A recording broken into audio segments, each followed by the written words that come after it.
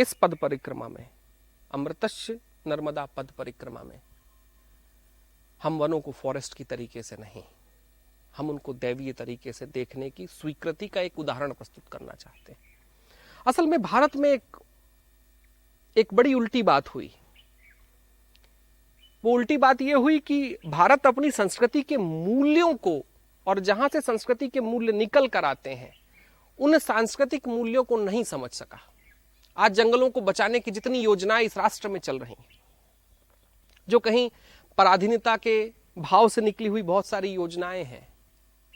उन योजनाओं में आज भी अगर हमको संशय लगता है तो संशय का कारण इसलिए है कि हम भारत के वनों को भारतीयता के साथ नहीं जोड़ सके। जो वनों में रहने वाले जो लोग हैं, जिन्हें मैं वनग्राम कहता हूं, उन्हें मैं देवग्राम कहता हूं, क्योंकि ये वन के ग्राम ही थे जिनसे मिलने के लिए ऋषि भी जाते थे, जो ऋषियों का पोषण करते थे, जो संतों का पोषण करते थे,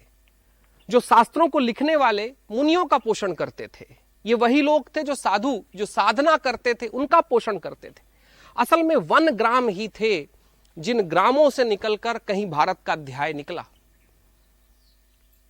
इन्हीं वन क्षेत्रों में रहने वाले लोगों से कहीं भारत की परंपराएं निकली। इन्हीं वन क्षेत्रों में रहने वाले ग्रामों से कहीं भारत का वैभव निकला, और इन वन क्षेत्रों में रहने वाले लोगों से ही, इन वन ग्रामों से ही कहीं पर देवताओं का परिचय निकला। एक घटना हुई है भारत में कि वन ग्राम में रहने वाले लोगों को, जिन्हें मैं देववासी कहता हूं, जिन्हें मैं देवग्राम के वासी कहता हूं, एक घटना यह होती है कि भारत में एक परंपरा, एक संस्कार, कहीं पर कोई संस्कार विरोधी जब बातें शुरू होती हैं, जब कुछ लोगों को ऐसा लगता है कि कोई यहाँ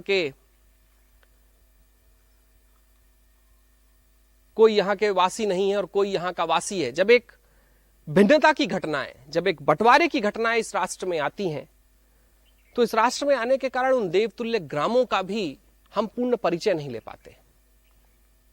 आज इस नर्मदा पद परिक्रमा में मुझे लगता है दो बातें बड़ी आवश्यक है जो जन जन तक हम पहुंचा पाएं। अगर आज हम मैया के अविरल प्रवाह को प्रणाम कर पा रहे हैं, तो इसका एक बहुत बड़ा कारण कहीं वन देवता और वन में बैठे हुए ग्राम है।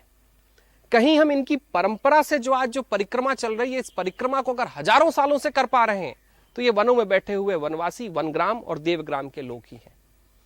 इस अमृतस्य नर्मदा पद परिक्रमा में नर्मदा जी के अविरल प्रवाह को आज तक जीवंत रखने के लिए और भविष्य तक जीवंत रखने के लिए इन देववासियों को, इन देवग्राम के वासियों को नर्मदे हर